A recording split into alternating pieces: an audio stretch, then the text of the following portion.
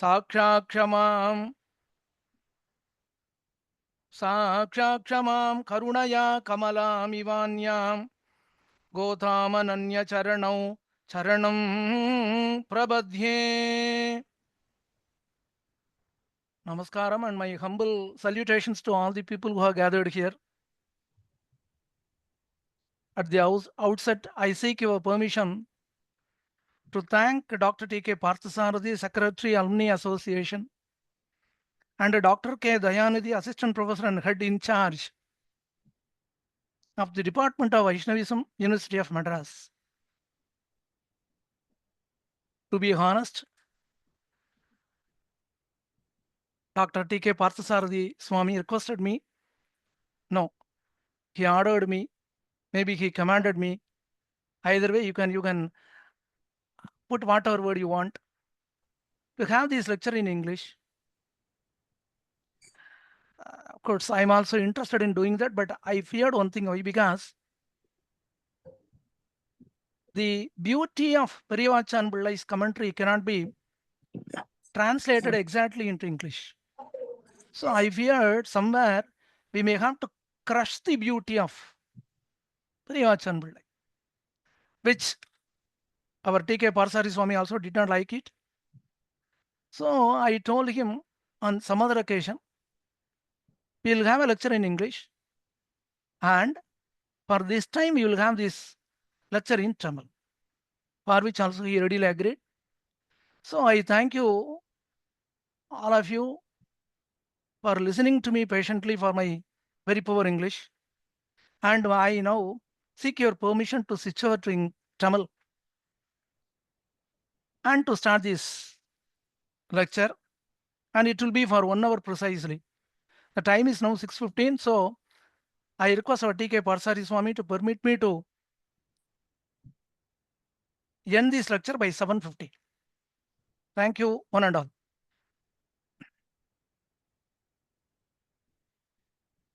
அழ்வார்களுக்குள்ளேயே அண்டாள் நாச்சியாருக்குன்னு ஒரு தனி ஏற்றம் உண்டு. நம்மாழ்வார் ஆண் பிள்ளையாக அவதாரம் பண்ணினார். பராங்குசன் என்று திருநாமம், பராங்குச நாயகி என்று பாசுரம் பாடினார். திருமங்கை ஆழ்வார் பரகாலன் என்று திருநாமம், பரகால நாயகி என்று பெண்ணாக பாடினார். குலசேகர ஆழ்வார் குலசேகரன் ஆண் பிள்ளையாக அவதாரம் பண்ணினார். குலசேகர நாயகியாக பாசுரம் பாடினார். அதே போல சுவாமி வேதாந்த தேசிகனும் கூட பெண் வார்த்தையாக ஒரு சில ஸ்லோகங்கள் எல்லாம் பாடியிருக்கார். அப்ப மற்ற ஆழ்வார்களுக்கும் ஆண்டாள் நாச்சியாருக்கும் என்ன வித்தியாசம் என்னால், மற்ற ஆழ்வார்கள் ஆண் பிள்ளைகளாக அவதாரம் செய்து எம்பெருமானை அனுபவிக்க வேண்டும் என்பதற்காக பெண் பிள்ளையாக மாறினார்கள் அப்படின்னு சொல்லலாம். மாறினார்கள்னு சொல்றதை விட அந்த பெண் என்றதான அவஸ்தை அவர்களை தேடி வந்தது. ஆனால் ஆண்டாள் நாச்சியார் ஸ்வதகா ஸ்ரீ, ஸ்வதகா ஒரு பெண்ணாக அவதாரம் பண்ணியவள். சாட்சாத் பூமி தேவியே ஆண்டாள் நாச்சியாராக அவதாரம். அதனால மற்ற ஆழ்வார்கள் பாசுரங்களை காட்டிலும் ஆண்டாள் நாச்சியார் பாசுரம்னு சொன்னா அதுல லலிதம்ங்கிறது ரொம்ப அழகா இருக்கும், மென்மை இருக்கும் ரொம்ப. பராசர பட்டரிடத்துல கேட்டா, எம்பெருமானா ராமானுசத்தையும் இதே கேள்வியை கேட்டா. சுவாமி திருப்பாவை ஒரு உபன்யாசம் பண்ணணும்னு சொன்னா. எம்பெருமானா ராமானுசர் தெரிவித்தார், திருப்பல்லாண்டு அடியேன் பண்ணிவிடுவேன், திருநெடுந்தாண்டகம் பண்ணிவிடுவேன், எல்லா பிரபந்தங்களுக்கும் அடியேன் உபன்யாசம் பண்ணிவிடுவேன், திருப்பாவை மட்டும் பண்ண முடியாதுன்னார். உடனே கோட்டியில் இருந்தவர்கள் கேட்டார்கள், என்ன காரணம்? எம்பெருமானார் பாஷ்யக்காரர் பதில் சொன்னார், மோவாய் எழுந்த முரடர் வேட்கைக்கு அதிகாரி அல்லர் அப்படின்னார். மோவாய் எழுந்த முரடர்னா மீசை வைத்த ஆண்கள்னு அர்த்தம். முரடர்கள்னு தெரிவிக்கிறார் ஆண்களை. அப்போ கோட்டியில் இருந்தவர்கள் கேட்டார்கள், அப்ப திருப்பாவைக்கு யார் உபன்யாசம் பண்ணலாம்? மோவாய் எழுந்த முரடர் ஆண் பிள்ளைகள் உபன்யாசம் பண்ண முடியாதுன்னா பெண் பிள்ளைகள் பண்ணலாம் இல்லையா? உடனே எம்பெருமானார் சொன்னார், ஸ்திரீகளும் பண்ண முடியாதுன்னு. உடனே கோட்டியில் இருந்தவன் அடுத்த கேள்வி கேட்டா, சரி, சாமானியமான ஸ்திரீகள் பண்ண முடியாது. எம்பெருமான விட்டு ஒரு க்ஷணம் கூட பிரியாத பெரிய பிராட்டியார் உபன்யாசம் பண்ணலாம் இல்லையோன்னார். எம்பெருமானார் தெரிவித்தார், அதுவும் முடியாதுன்னார். அப்பதான் கோட்டியில் இருந்தவா கேட்டா, என்ன சுவாமி யாருமே பண்ண முடியாதுன்னா, மார்கழி மாசத்துல இவ்வளவு கட்டமே பட வேண்டாமே, திருப்பாவ உபன்யாசமே எங்கேயும் பண்ண வேண்டாமே, யாருமே பண்ணக்கூடாதுன்னா, மார்கழி மாசம் திருப்பாவையை யார் சொல்வதுன்னா, எம்பெருமானார் சொன்னார், ஆண்டாளே சொல்லி ஆண்டாளே கேட்க வேண்டும்னு சொன்னார். முதல்ல சொன்னார் ஆண்டாள் நாச்சியார் தான் உபன்யாசம் பண்ணணும்னு. உடனே கோட்டியில் இருந்தவாளுக்கு ரொம்ப சந்தோஷம். சுவாமி அப்ப நாங்கெல்லாம் கேட்கலாமா? எம்பெருமானார் தெரிவித்தார், ஆண்டாள் நாச்சியாரே சொல்லி ஆண்டாள் நாச்சியாரே கேட்க வேண்டும்னு சொன்னார். என்ன காரணம்னா, ஒரு பெண்ணோடு மனச பொண்ணால தான் புரிஞ்சுக்க முடியும். புருஷர்களாலே புரிந்து கொள்ள முடியாது. அதனால தான் பராங்குசனான நம்மாழ்வார் என்னதான் பாசுரங்கள் பாடினாலும், பராங்குச நாயகியாக பாசுரம் பாடினாலும், அதுல கொஞ்சம் வேதாந்தம் இருக்கும். பரகாலனான திருமங்கையாழ்வார் பரகால நாயகின்னு பாசுரம் பாடினாலும், அதுவும் திருமங்கையாழ்வாருடைய பாசுரங்கள் ரொம்ப ரசமா இருக்கும். அனுபவிக்கணும்னா திருமங்கையாழ்வார் பாசுரங்களை மட்டும்தான் அனுபவிக்கணும். அந்த திருமங்கை ஆழ்வார் பரகாலனும் பெண்ணாக பாடினாலும், அதுலயும் கொஞ்சம் குறை இருக்கத்தான் செய்யும். ஆனால் அந்த குறை எதுவும் இல்லாமல் சாட்சாத் பூமி பிராட்டியே பெரியாழ்வார் பெற்றெடுத்த பெண்பிள்ளையாக திருவாடிப்பூரத்திலே சகத்துதித்தாள். திருப்பாவை 30 செப்பினாள். பெரியாழ்வார் பெற்றெடுத்த பெண்பிள்ளை பெரும்புதூர் மாமுனிக்கு பின்னானாள். 143 உரைத்தாள். உயர் அரங்கற்கே கண்ணி உகந்தளித்தவளாகிய ஆண்டாள் நாச்சியார் அருளிச் செய்த பிரபந்தங்கள் 2. 1 திருப்பாவை 30 பாசுரங்கள், மற்றொன்று நாச்சியார் திருமொழி 143 பாசுரங்கள். இந்த நாச்சியார் திருமொழி 143 பாசுரங்களுக்கும் வியாக்கியான சக்கரவர்த்தியாக விளங்கிய பெரியவாச்சான் பிள்ளை ரொம்ப ஆச்சரியமான வியாக்கியானம் பண்ணியிருக்கார். 4000 பாசுரங்களுக்கும் பெரியவாச்சான் பிள்ளையினுடைய வியாக்கியானம் உண்டு. ஆனா பெரியவாச்சான் பிள்ளையை நன்றாக அனுபவிக்க வேண்டும் என்றால் 2 பிரபந்தங்களிலே அனுபவிக்கலாம். ஒன்று திருநெடுந்தாண்டகம், 30 பாசுரங்கள். தாண்டகத்துல குறுந்தாண்டகம் நெடுந்தாண்டகம் என்று 2 உண்டு. சைவ சமயத்திலே தலைவராக விளங்கியவர் திருநாவுக்கரசர். அவருக்கு தாண்டக வேந்தன் என்றே பெயர். அது மட்டும் கிடையாது, நன்றாக தமிழ் இலக்கணம் இலக்கியம் அறிந்தவர்கள் கூறுவார்கள், எதையும் தாண்டி விடலாம், தாண்டகத்தை தாண்ட முடியாது என்று கூறுவார்கள். தாண்டகம் என்ற முறைப்படி பாசுரம் பாடுவது மிகவும் கடினம். திருமங்கை ஆழ்வார் 2 பிரபந்தங்கள் அருளி செய்தார், திருக்குறுந்தாண்டகம் திருநெடுந்தாண்டகம். பெரியவாச்சான் பிள்ளை எல்லா பாசுரங்களுக்கும் வியாக்கியானம் பண்ணினாலும் திருநெடுந்தாண்டகத்துக்கு அமைந்ததான வியாக்கியானம் ரொம்ப அழகா இருக்கும், ரொம்ப ஆச்சரியமா இருக்கும். அதே போல நாச்சியார் திருமொழிக்கு பெரியவாச்சான் பிள்ளை அருளி செய்த வியாக்கியானம் என்பது, இதை போல இனிமே ஒரு வியாக்கியானம் இருக்க முடியுமா அப்படின்னு நம்ம ஆச்சரியப்படணும். அந்த வியாக்கியானத்தை பார்த்தோம்னா மனசுல என்ன தோன்றது, ப்ராபபிளி பெரியவாச்சான் பிள்ளை அவருடைய இளமை பிராயம்னா ஒரு 50 வயசு, அந்த காலத்துல அவர் இந்த வியாக்கியானம் அருளி செய்ததாக இருக்க வேணும் அப்படின்னு அந்த வியாக்கியான நடை, வியாக்கியானத்தினுடைய சுவை, அது மட்டும் கிடையாது, சொல்ல வேண்டிய விஷயம் நமக்கு புரியணுங்கிறதுக்காக அவர் எடுத்து கொடுக்கக்கூடிய எக்ஸாம்பிள்ஸ், இதெல்லாம் பார்க்கிறப்போ நாச்சியார் திருமொழி போலவே எல்லா பிரபந்தங்களுக்கும் இவ்வளவு ரசமா பெரியவாச்சான் பிள்ளை வியாக்கியானம் பண்ணி இருக்கலாமே, ஏன் பண்ணாமல் விட்டார் அப்படிங்கிற ஒரு ஏக்கம் கூட நமக்கு உண்டாகும். அதனாலதான் பெரியவாச்சான் பிள்ளைக்கு அபயப்பிரத ராஜர்னு ஒரு திருநாமம், வியாக்கியான சக்கரவர்த்தின்னு ஒரு திருநாமம், பரம காருணிகர்னு ஒரு திருநாமம், அபார கருணாசாகரர் அப்படின்னு 4 திருநாமங்கள் பெரியவாச்சான் பிள்ளைக்கு. எப்போதுமே எந்த விஷயத்தையும் சொல்லணும்னா கேட்கிறவா எப்படி இருக்கான்னு தெரிஞ்சுட்டு சொன்னாதான் கேட்கிறவாளுக்கு நம்ம கேட்டோம் இவர் இதெல்லாம் சொன்னார்னு புரியும். சங்கீதம் பாடுறா, மியூசிக் சீசன்ல அகாடமியில கச்சேரி நடக்கிறது, ரொம்ப அழகா ஹிந்தோளம்னு ஒரு ராகம் பாடுறார், ஹிந்தோள ராகம் பாடின்னு இருக்கார். அதை கேட்கக்கூடிய அகாடமின்னு வேண்டாம், ஏதோ ஒரு சபான்னு வச்சுக்கலாம். அதை கேட்கிற ஒருத்தர் சொன்னார், கல்யாணி எப்படி பாடுறாரு பாத்தியா? உடனே பக்கத்துல இருந்தவர் சொன்னார், ஐயோ சங்கராபரணம்னா பாடுறார். இதை கேட்ட இன்னொருத்தர் சொன்னார், ரெண்டுமே கிடையாது, இதான் முக்காரின்னார். அப்ப இதுல இருந்து என்ன தெரியறது? பாடினவர் ஹிந்தோளத்தை நன்னா பாடலைன்னு தெரியறது. கேட்கிறவாளுக்கும் அந்த ஹிந்தோளம்ங்கிற ராகம் எப்படி இருக்கும்னு தெரியல. அப்படி இருந்தா அதை ரசிக்க முடியுமோ? பெரியவச்சான் பிள்ளைகிட்ட அந்த குறையே கிடையாது. வியாக்கியானம் பண்ணினார்னா என்ன வியாக்கியானம் பண்ணணும், எதை சொல்லணும், அதுக்கு தேவையானது என்ன, அதை மட்டும் ரெலவெண்டா கொடுப்பார். அது மட்டும் கிடையாது, கொடுக்கறப்போ கான்டெக்சுவலா கொடுப்பார். நீங்க இந்த ஆரட்டர்ஸ்னு சொல்றா இல்லையா, பப்ளிக் ஸ்பீக்கர்ஸ், அவகிட்ட ஒன்னு சொல்லுவா, you try to connect your self to the audience அப்படின்னு சொல்லுவா. அது பெரியவாச்சான் பிள்ளை வியாக்கியானத்துல ரொம்ப நல்லா பார்க்கலாம். பொதுவாகவே வியாக்கியானம் அப்படிங்கிறதுக்கு 5 லட்சணங்கள் சொல்லியிருக்கு. இந்த 5 லட்சணங்கள் இருந்ததுன்னா இது வியாக்கியானம். முதல்ல நம்முடைய அஜ்ஞானத்தை போக்க வேண்டியது வியாக்கியானம். இரண்டாவது, அஜ்ஞானம்னு என்னது? ஒரு விஷயத்தை தெரியாமல் இருப்பது. இரண்டாவது, அதை தெரிஞ்சுட்டோம்னா உடனே சந்தேகம் வரும். அந்த சந்தேகத்தை போக்கணும். மூணாவது, நாம் எதை தெரிந்து கொண்டோமோ அதை விபரீதமாக தெரிந்து கொள்ளக்கூடாது. இதையும் வியாக்கியானம் போக்க வேண்டும். நாலாவதாக, சொல்ல வேண்டிய விஷயத்தை விஸ்தாரமா சொல்லணும். இது 4வது லட்சணம். 5வது, இந்த வியாக்கியானத்தை சேவிச்சோம், இனிமே நமக்கு எந்த சந்தேகமும் கிடையாது. இந்த வியாக்கியானத்தை சேவிச்சோம், இனிமே யாருக்கு வேணா இந்த அர்த்தத்தை சொல்லலாம் அப்படிங்கிற கான்ஃபிடன்ஸை கொடுக்கக்கூடியதாக இருக்கணும். இந்த 5ம் வியாக்கியானம் அப்படிங்கிற சொல்லுக்கு அர்த்தமாக இருக்கு. வியாக்கியானம் பஞ்சலட்சணம் அப்படின்னு சொல்லுவோம். பெரியவாச்சான் பிள்ளை யாருன்னு பார்த்தோம். ஆண்டாள் நாச்சியார் யாருன்னு பார்த்தோம்.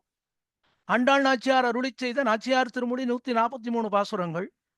அதுக்கு பெரியவாச்சான் பிள்ளையினுடைய வியாக்கியானத்தினுடைய சிறப்பு என்ன அப்படின்னு தெரிஞ்சுக்கணும்னா, வியாக்கியானம்னா என்னன்னு தெரிஞ்சுக்கணுமே. திருக்குடந்தை ஆண்டவன் ஒரு பெரியவர் இருந்தார். அவர் சொல்வார், பக்ஷணம் பண்ணணும், ஆத்துல மைசூர் பாகு பண்ணணும்னா சுத்தியில வச்சுட்டு இருக்க கூடாது. மைசூர் பாகு பண்ணி கொண்டு வந்து கொடுத்துட்டு உடனே சுத்தியிலையும் கொடுத்தானே அப்படி இருக்கும். சுத்தியில வச்சுதான் மைசூர் பாகை உடைக்கணும். அப்படி இருக்கக்கூடாது. மைசூர் பாகு வாயில போட்ட உடனே கரையணுமே, அதுதானே மைசூர் பாகு. அதே போல பெரியவாச்சான் பிள்ளை வியாக்கியானத்தில் இருக்கக்கூடிய சிறப்பு என்ன, அது என்னங்கிறத முதல்ல ஒன்னொன்னா பார்ப்போம். முதல் விஷயம், இந்த லோகத்துல நாம பேசக்கூடிய வார்த்தைகள் இருக்கேன், அந்த வார்த்தைகளை கொண்டு வியாக்கியானத்துல பல இடங்கள்ல அர்த்தம் சொல்லியிருக்கார். ரெண்டாவது, பாசுரத்துக்கு அர்த்தம் சொல்லும் பொழுதும் எந்தெந்த இடத்துல எல்லாம் தேவையோ அந்தந்த இடத்துல எல்லாம் வால்மீகி அருளி செய்த வால்மீகி ராமாயணம், பராசரர் அருளி செய்த ஸ்ரீ விஷ்ணு புராணம், இதுல இருந்து பல ஸ்லோகங்களை எடுத்து பிரமாணமாக, பிரமாணம்னு சொன்னா அதுக்கு ஈக்குவலண்ட் இங்கிலீஷ் வேர்டு அவ்வளவா அமைய மாட்டேங்கிறது. எக்ஸாம்பிள்னு வச்சுக்கலாம், எவிடன்ஸ்னு வச்சுக்கலாம், ப்ரூஃப்னு வச்சுக்கலாம். மூணாவது, ஆண்டாள் நாச்சியார் அருளி செய்த பாசுரங்களுக்கு வியாக்கியானம் பண்ணும் பொழுது எந்தெந்த இடத்துல அவசியமோ அந்தந்த இடத்துல எல்லாம் மற்றைய ஆழ்வார்கள் அருளி செய்த பாசுரங்களை விடாமல் பெரியவாச்சான் பிள்ளை காட்டுறார். நாலாவது, அவ்வாறு வியாக்கியானம் பண்ணும் பொழுதும் 4 வேதங்களிலிருந்தும் எந்தெந்த இடத்திற்கு தேவையோ அந்தந்த வேத வாக்கியங்களையும் அந்த வியாக்கியானத்துல காட்டுறார். அஞ்சாவது, உபனிஷத் வாக்கியங்களை வியாக்கியானத்தில் எடுத்து காட்டுறார். ஆறாவதாக, இந்த வியாக்கியானம் பண்ணும் பொழுது பெரியவாச்சான் பிள்ளைக்கு முன்பாக அவதாரம் பண்ணிய பெரியவர்கள், ஆச்சாரியர்கள், அவர்கள் இந்த பாசுரங்களை பற்றி என்ன தெரிவித்தார்கள் என்பதை ஐதீகியம் என்று தெரிவிக்கிறார்.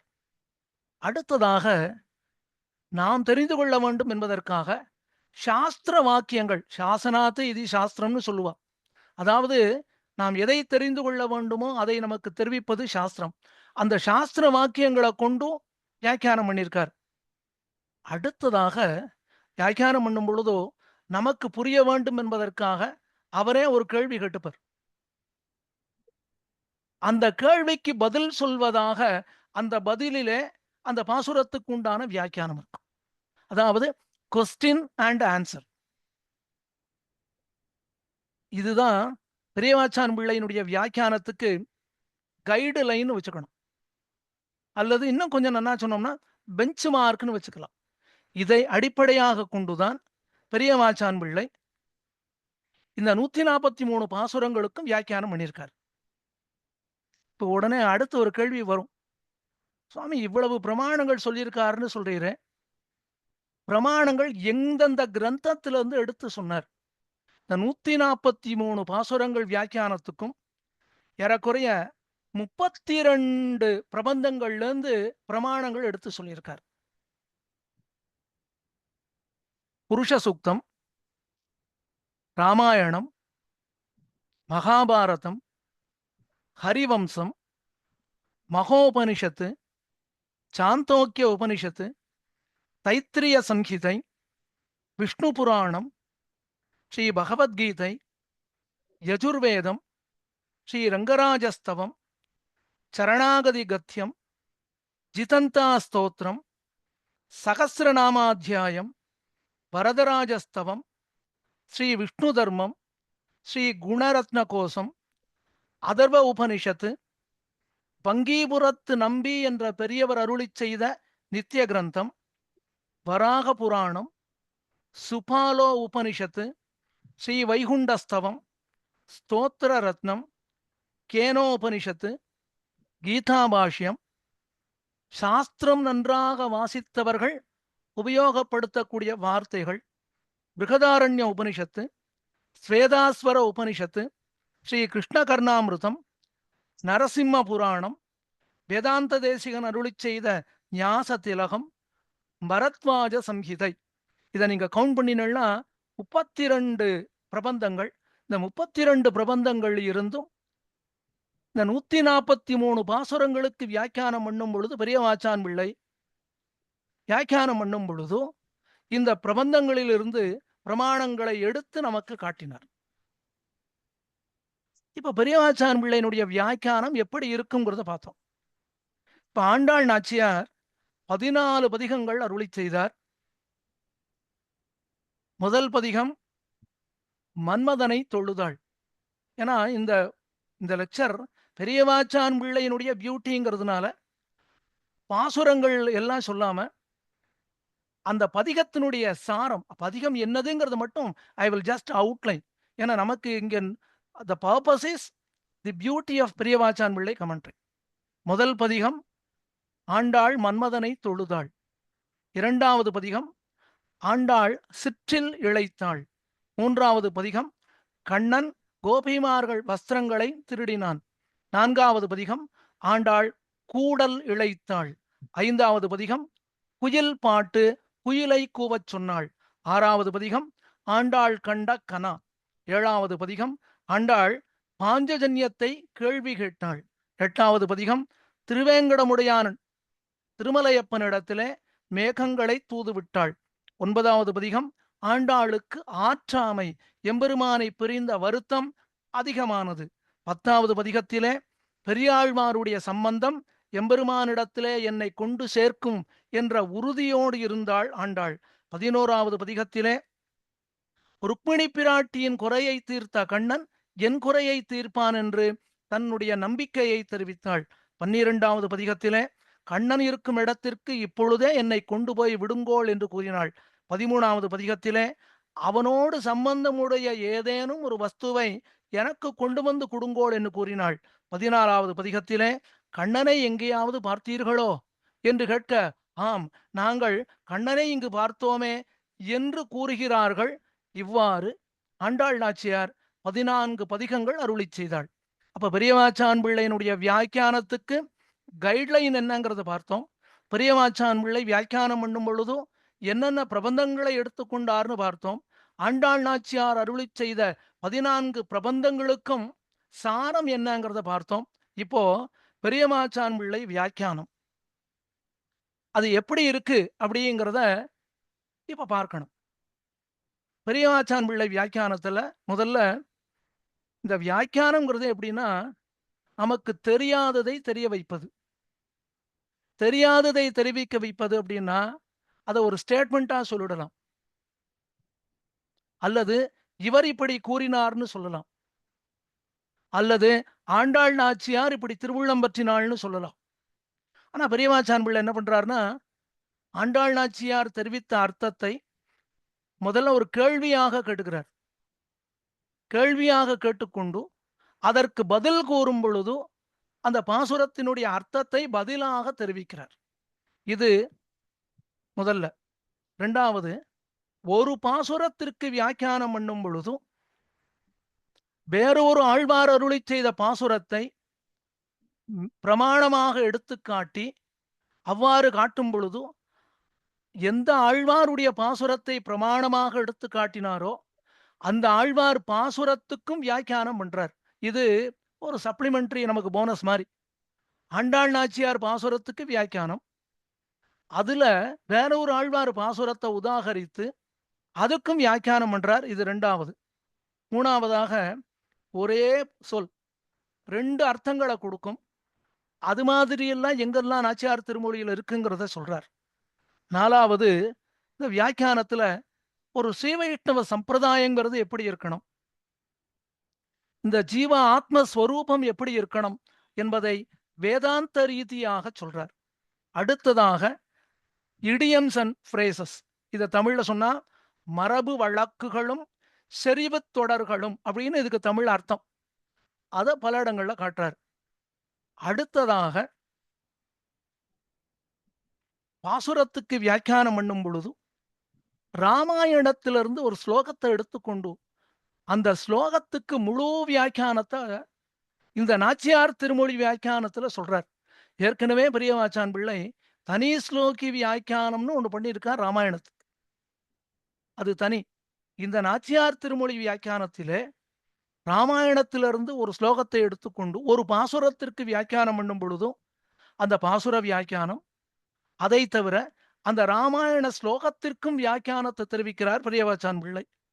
அடுத்ததாக ரொம்ப அழகான ஒரு விஷயம், தமிழ் பழமொழி பிராவர்புன்னு சொல்றோமே, அதையும் இந்த வியாக்கியானத்துல நாச்சியார் திருமொழி வியாக்கியானங்கள்ல பல இடங்கள்ல காட்டுறார். அடுத்ததாக வியாக்கியானம் பண்ணும் பொழுது சமஸ்கிருத தொடர்கள் இருக்கு இல்லையா, அதை எடுத்து சொல்றப்போ வியாக்கியானத்திலேயே அதுக்கு என்ன அர்த்தம் அப்படிங்கிறத வியாக்கியானம் பண்றப்பவே தெரிவிக்கிறார். சரி, இப்போ முதல்ல இப்போ ஏறக்குறைய 8-9 விஷயங்களை பார்த்துட்டோம். இந்த 9 விஷயங்களையும் இப்ப இருக்கக்கூடிய அவகாசத்துல ஒவ்வொரு ஸ்டைல், அவருடைய வியாக்கியான ஸ்டைலுக்கும் ஏதேனும் ஒரு எக்ஸாம்பிள் எடுத்துக்கொண்டு நாம் அதை அனுபவிச்சோம்னு சொன்னா நமக்கு ஏறக்குறைய பெரியவாச்சான் பிள்ளையினுடைய பியூட்டி, கமெண்ட்ரி பியூட்டி என்னங்கிறது கொஞ்சம் நாம தெரிஞ்சுக்கலாம். சரி, முதல்ல the commentary is based on the pattern of question and answer. Nachiyar திருமொழி 3வது திருமொழி முதல் பாட்டு. கோழி அழைப்பதன் முன்னம் குடைந்து நீராடுவான் போந்தோம், ஆழியம் செல்வன் எழுந்தான் அரவணை மேல் பள்ளி கொண்டாய், எழமை ஆற்றவும் பட்டோம் இனி என்றும் பொய்கைக்கு வாரோம், தோழியும் நானும் தொழுதோம் புகிலை பணித்தருளாயே. இங்க என்ன நடந்தது? கோபிமார்கள் விடியற்காலையிலே யமுனா நதிக்கு நீராட போனார்கள். போகும் பொழுது கண்ணனுக்கு தெரியாமல் போக வேண்டும் என்று அவர்கள் கிளம்பினார்கள். ஆனால் கண்ணன் அவர்களுக்கு தெரியாமல் யமுனா நதிக்கரையிலே மறைந்து கொண்டிருந்தான். இவர்கள் நீராடச் சென்றவுடனே இவர்கள் தங்கள் வஸ்திரங்களை எல்லாம் கரையிலே அவிழ்த்து வைத்துவிட்டு நீராட போனார்கள். இவர்கள் நீராடச் சென்ற பொழுதோ கண்ணன் கரையிலே இவர்கள் வைத்து இருந்த வஸ்திரங்களை எல்லாம் எடுத்துக்கொண்டு ஒரு மரத்தின் மீது ஏறி உட்கார்ந்து கொண்டான். இவர்கள் நீராடி விட்டு கரைக்கு வந்தார்கள். வந்து பார்த்தால் வஸ்திரங்களை காணவில்லை. யார் எடுத்தார்கள் என்று பார்த்த பொழுது இவர்கள் வஸ்திரங்களை எல்லாம் அந்த மரத்தின் கிளையிலே போட்டான் கண்ணன். ஒரு சில வஸ்திரங்களை தனக்கு அலங்காரமாகவும் சாத்தின்னு இருக்கான். ஒரு சில வஸ்திரங்களை எல்லாம் மரத்துல தொங்க விட்டுருக்கான். இதை பார்த்த உடனே ஆண்டாள் நாச்சியார் கண்ணனை பார்த்து கேட்கிறாள், கண்ணா, விடியற்காலையில் நாங்கள் நீராட வந்தோம், நீராட வந்த எங்கள் வஸ்திரங்களை நீ இவ்வாறு எடுத்துக்கொண்டாயே, இது சரிதானா? நீ இவ்வாறு செய்யலாமா என்று ஆண்டாள் கண்ணனை பார்த்து கேட்கிறாள் என்பது இந்த பாசுரம். இப்ப இந்த பாசுரத்திற்கு பெரியவாச்சான் பிள்ளை வியாக்கியானம் பண்றார். வியாக்கியானம் பண்ணும் பொழுது இப்போ இதுக்கு வியாக்கியானம் பண்ணணும்னா ஒரு ஸ்டேட்மெண்ட் மாதிரியே சொல்லிட்டு போடலாம். அப்படி பண்ணல. கண்ணன் கேள்வி கேட்பதாகவும் ஆண்டாள் நாச்சியார் பதில் சொல்வதாகவும். இதே போலதான் திருப்பாவையும் அமைந்தது.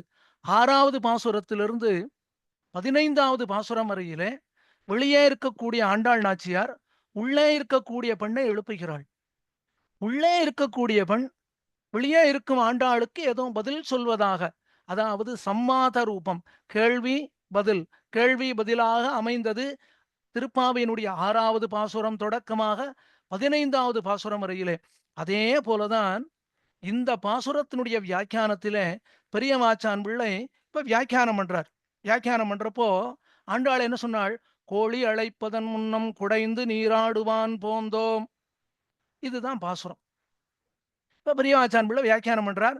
கண்ணன் கேள்வி கேட்டானா, எனக்கு தெரியாமல் நான் கண்முழிப்பதற்கு முன்பாகவே நீங்கள் எதற்காக இந்த யமுனா நதி கரைக்கு வந்தீர்கள்?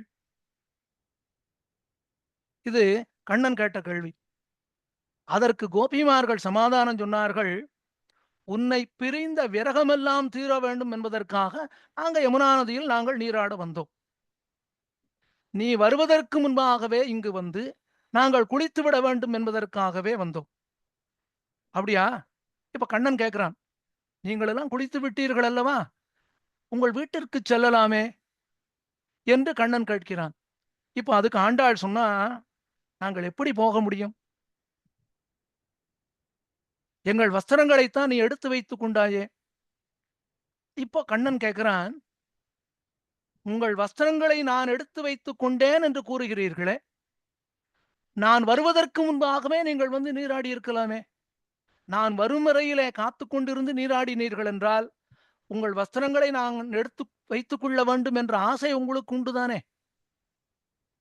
இதுக்கு ஆண்டாள் சமாதானம் சொன்னாள், ஆழியம் செல்வன் எழுந்தான் கோழி அழைப்பதன் முன்னம் குடைந்து நீராடுவான் போந்தோம். ஆழியம் செல்வன் எழுந்தான். இப்போ கண்ணா, எங்களை எல்லாம் கோகுலம் போகணும்னு சொல்றியே, வஸ்திரம் இல்லாமல் நாங்கள் எப்படி வெளியே வருவோம்? அது மட்டும் கிடையாது, கிழக்க சூரியன் என்ன உதிச்சுட்டானே, நாங்க இப்ப நடந்து போனோம்னா எங்களை எல்லாரும் வேடிக்கை பார்ப்பார்களே, எங்களுக்கு மிகவும் கேவலமாக இருக்கிறது அப்படின்னு சொன்னான். உடனே கண்ணன் கேட்கிறான், கோழி அழைப்பதன் முன்னம் குடைந்து நீராடுவான் போந்தோம்னு சொன்னேளே, ஏன் கோழி அழைப்பதன் முன்னம் இல்ல, இன்னும் அதுக்கு முன்னாடியே நடு ராத்திரியிலேயே வந்து நீராடி இருக்கலாமே. நானும் இங்க இருந்திருக்க மாட்டேனே, உங்க வஸ்திரங்கள் எடுத்து வச்சுக் கொள்ள மாட்டேனே, நீங்களே என்னை பார்த்து இப்ப கேள்வி கேட்க வேண்டிய அவசியம் இல்லையே. உங்களை யார் விடியற் காலையிலே வந்து நீராடச் சொன்னது? அப்படின்னு சொன்ன உடனே அதுக்கு ஆண்டாள் பதில் சொன்னா, அரவணமேல் பள்ளி கொண்டாய். அண்ணா, நாங்க என்ன நினைச்சோம், விடியற்கால நேரம் நீ நன்னா தூங்கின்னு இருப்ப, அதுவும் அரவணைன்னா ஆதிசேஷன், ஆதிசேஷன் மேலே படுத்தவன் நீ நன்றாக உறங்கிக் கொண்டிருப்பாய். ஆகவே நீ உறங்கி விழிப்பதற்கு முன்பாக நாங்கள் நீராடி வந்து விடலாம்னு நினைத்தோம். ஆனால் எங்கள் நினைவு பொய்யாகி விட்டதே. சரி, அதுக்கு மேல இன்னொன்னு சொல்றோம், நாங்க தான் நீராட வந்தோமே, எங்களை நீதானே ரட்சிக்கணும். நீயே எங்கள் வஸ்திரங்களை எல்லாம் எடுத்து வைத்துக் கொண்டால் நாங்கள் என்ன செய்வது?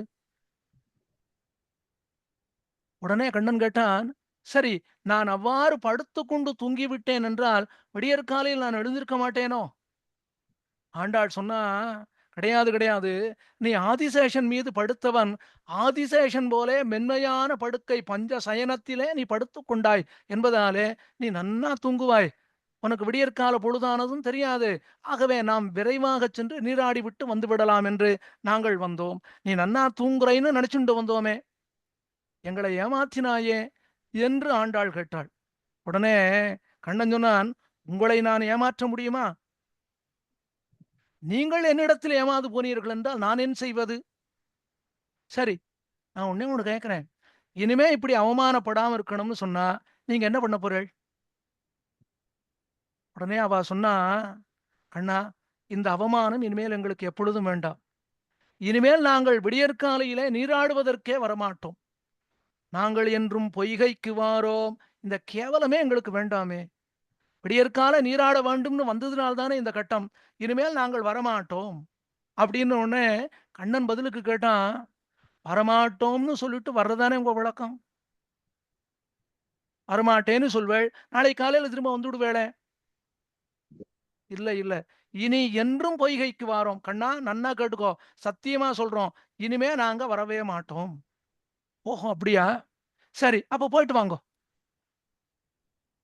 அப்போதான் ஆண்டாள் கேட்டாள், கண்ணா எங்கள் வஸ்திரங்களை கொடுத்து விடு. கண்ணன் சொன்னான், உங்கள் வஸ்திரங்களை நான் கொடுத்து விடுகிறேன், ஆனால் எனக்கு தெரியாமல் வர வேண்டும் என்று நினைத்தீர்கள் அல்லவா, அதுக்கு ஒரு பரிகாரம் பண்ணுங்கள். ஆண்டாள் கேட்டா என்ன பரிகாரம் பண்ணணும்? உங்கள் 2 கைகளையும் சேர்த்து என்னை பார்த்து ஒரு அஞ்சலி பண்ணுங்கள். அப்படியா, பண்றோம். இல்ல இல்ல, கரையில வந்து பண்ணணும். நதியிலே நின்று கொண்டு பண்ணக்கூடாது, கரையிலே வந்து பண்ண வேண்டும். உடனே அவ என்ன பண்ணினா, ஒரு கையாலே தங்கள் அங்கங்களை மறைத்துக் கொண்டு, ஒரு கையாலே கண்ணனை வணங்கினார்கள், சேவித்தார்கள். கண்ணன் சொன்னா, இதெல்லாம் கூடாது.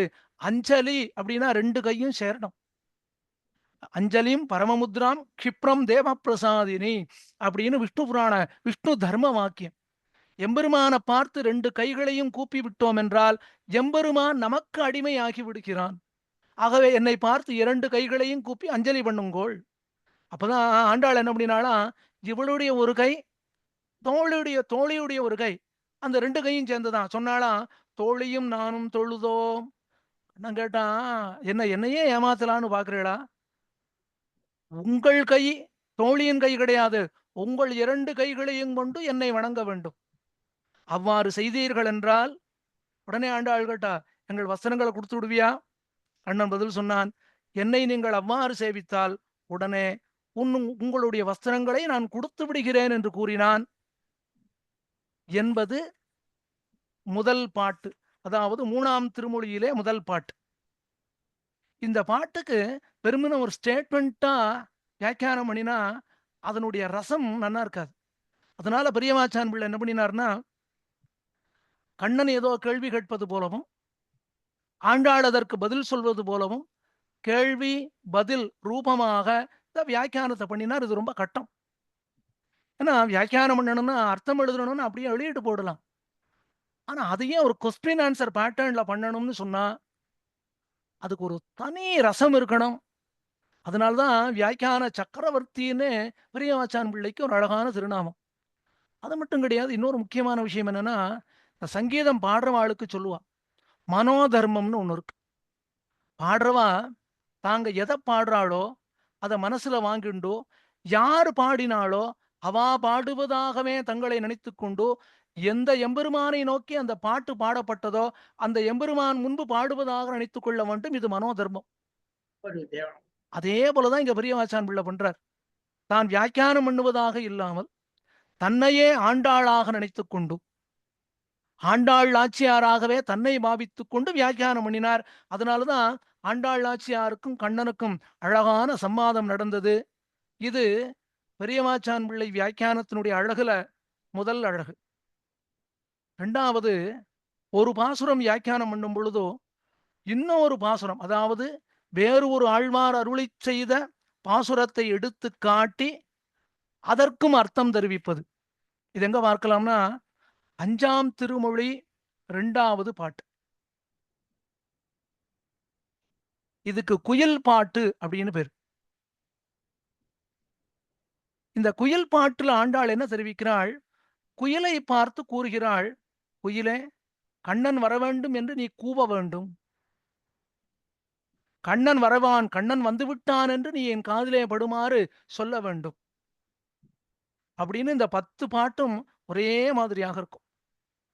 அதுல 2வது பாட்டு, வெள்ளை விழி சங்கு இடங்கையில் கொண்ட விமலன் எனக்கு உரு காட்டான், உள்ளம் புகுந்து என்னை நைவித்து நாளும் உயிர் பெய்து கூத்தாட்டு காணும், கள்ளவிழ் செண்பகப் பூமலர் கோதி களித்திசை பாடும் குயிலே, மெல்ல இருந்து மிளற்றி மிளற்றாது என் வேங்கடவன் வரக்கூவாய்.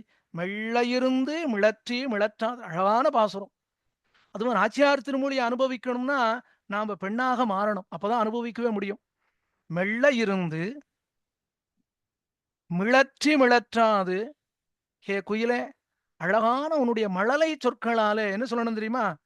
திருவேங்கட மலையில இருக்கக்கூடிய எம்பெருமான் இங்கு வருவதற்காக நீ கூவ வேண்டும். அப்படின்னா இப்ப என்ன ஆச்சு? இந்த இடத்துல எம்பெருமான் வரலை, எம்பெருமான் இல்லை. அதனாலதான் ஆண்டாள் நாச்சியார் குயிலை பார்த்து தெரிவிக்கிறாள். இதுக்கு பெரியவாச்சான் பிள்ளை வியாக்கியானம் பண்றார். வியாக்கியானம் பண்ணும் பொழுது அந்த பாசுரம் எப்படி இருக்குன்னா, வெள்ளை விழி சங்கு இடக்கையில் கொண்ட விமலன் எனக்கு உருக்காட்டான். இதுக்கு என்ன அர்த்தம் அப்படின்னா, வெண்மையான பாஞ்சஜன்ய ஆழ்வானை தன் இடது கையிலே எழுந்தருளப் பண்ணிக் கொண்ட விமலன் பரிசுத்தமான எம்பெருமான் தன்னுடைய திவ்யமங்களமான விக்கிரகத்தை, தன்னுடைய மோகனமான ரூபத்தை எனக்கு காட்டான், எனக்கு காண்பிக்க மாட்டான். இதுதான் முதல் அடியனுடைய அர்த்தம். இதுக்கு பெரியவாச்சான் பிள்ளை அர்த்தம் சொல்றார். சொல்றப்போ என்ன தெரிவிக்கிறார்? அழகான ஒரு பாசுரம் இதுக்கு ஏற்றாற் போல தெரிவிக்கிறார். திருமங்கையாழ்வார் பல திவ்யதேசங்களுக்கு போனார். திரு இந்தளூர் அப்படிங்கிற திவ்யதேசத்துக்கு போய் சேர்ந்தார். ரொம்ப ஆசையா போறார் திருமங்கையாழ்வார். ஐயோ, பரிமள ரங்கநாதன் நம்ம காண்டி காத்துன்னு இருக்கான், நம்மோட பேசுவன், பரகாலா சௌக்கியமானு கேட்பன், பரகாலா கைங்கரியம் நன்னா நடக்கிறதான்னு கேட்பன், அந்த பெருமாளோட பேசக்கூடிய ஒரு பெரிய பாக்கியம் கிடைச்சிருக்கே நமக்கு அப்படின்னு ரொம்ப ஆர்ஜவத்தோடு ஆர்வத்தோடு ஆசையோடு திருவெந்தளூர் சன்னதிக்கு போய் சேர்ந்தார். போய் பார்க்கிறார், சன்னதி கதவு சாத்தியிருக்கு. ரொம்ப ஆசையா நாம ஒண்ணு எதிர்பார்த்து நடக்கலைன்னா எவ்வளவு வருத்தம் உண்டாகும். லோகத்துல லௌகீகமான விஷயத்திலேயே நாம நினைச்சது நடக்கலைன்னா, இப்ப நினைக்கிறோம் இவர் உபன்யாசத்தை சீக்கிரம் முடிக்க மாட்டாரா அப்படின்னு ஆசைப்பட்டோம்னா, இல்ல 1 மணி நேரம் ஆகும்னா சரி போனா போட்டு ஏதோ உட்காந்து கேட்போம் அப்படின்னு தோணிடுறது. லௌகீகமான விஷயத்திலேயே நாம நினைச்சது நடக்கலைன்னா எவ்வளவு வருத்தம் உண்டாருது. எம்பெருமானோடு பேசணும், எம்பெருமானோடு கலந்து பரிமாற வேணும் என்ற ஆசையோடு திருமங்கை ஆழ்வார் போனார். கதவு சாத்தி இருந்தது. ரொம்ப வருத்தம் உண்டா எடுத்து திருமங்கை ஆழ்வாருக்கு. முதல் பாட்டுல என்ன சொன்னார் தெரியுமோ? அந்த திருவெந்தளூர் பரிமள ரங்கநாதன அந்த பதிகத்துல முதல் பாட்டுல சொன்னார், நும்மை தொழுதோம் நுந்தம் பணி செய்திருக்கும் நும்மடியோம் அப்படின்னு முதல் பாட்டுல போயும் போய் உனக்கு கைங்கரியம் பண்ணினேன், உனக்கு கைங்கரியம் பண்ணி எனக்கு நல்ல பலன் கிடைச்சது அப்படின்னு முதல் பாட்டுல சொன்னார். ஆனா நமக்கு இங்க பெரியவாச்சான் பிள்ளை வியாக்கியானத்துல அந்த பதிகத்தினுடைய 4வது பாசுரத்தை இந்த இடத்துல எடுத்துட்டார்.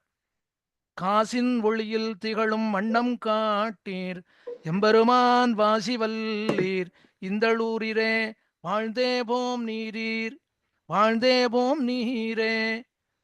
திருமங்கை ஆழ்வார் பரிமள ரங்கநாதனை பார்த்து கேட்டார், ஏன் பெருமாளே காசின் ஒளியில் திகழும் வண்ணம் காட்டீரோ? உம்முடைய ஸ்பிருகணீயமான திருமேனி அந்த ரூபத்தை எனக்கு காட்ட மாட்டீரா? எங்களை பார்த்தா உமக்கு எங்க மேல இறக்கமே உண்டாகலையா? அதுவும் திருவெந்தூர்ல வந்து பரிமள ரங்கநாதனா சேவை சாதிக்கிறீரே, இப்ப இங்க எதுக்காக வந்திருக்கீர்? எனக்கு சேவை கொடுக்கணும்னு தானே வந்திருக்கீர், என்னோட பேசணும் தானே வந்தீர். என்னோடு பேச வேண்டும் என்று வந்துவிட்டு கதவை சாத்தி கொண்டு உள்ளே இருந்தால் இது என்ன அர்த்தம் என்று திருமங்கை ஆழ்வார் பெரிய திருமொழி திருவெந்தளூர் பதிகத்தினுடைய 4வது பாசுரத்திலே பரிமள ரங்கநாதனை பார்த்து சொன்னார். என்ன சொன்னார்? எம்பெருமானே, காசின் ஒளியில் திகழும் வண்ணம் காட்டீர், வண்ணத்தை காட்ட மாட்டீரா என்று திருமங்கை ஆழ்வார் பெரிய திருமொழியிலே தெரிவித்தார்.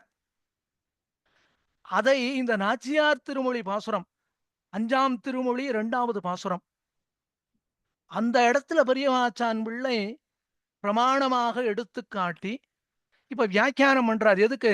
நாச்சியார் திருமொழிக்கும் வியாக்கியானம் பண்ணினார், அந்த பெரிய திருமொழிக்கும் வியாக்கியானம் பண்ணினார். ஒரே பாசுரத்துல திருமங்கை ஆழ்வார் பாசுரத்துக்கும் வியாக்கியானம், ஆண்டாள் நாச்சியார் பாசுரத்துக்கும் வியாக்கியானம். இது பெரியவாச்சான் பிள்ளை வியாக்கியானத்தினுடைய அழகுல 2வது. 3வதாக இந்த வியாக்கியானத்துல ஒரு சொல் அதுக்கு 2 அர்த்தம் வரும், ஒரே சொல்லுக்கு 2 அர்த்தம் வரும். அது மாதிரியாக வியாக்கியானத்தை பண்ணியிருக்கார். அதை எங்க பார்க்கலாம் அப்படின்னா, நாச்சியார் திருமொழி 12ஆம் பத்து 5வது பாசுரம். அந்த பாசுரமே ரொம்ப அழகான பாசுரம் தான்.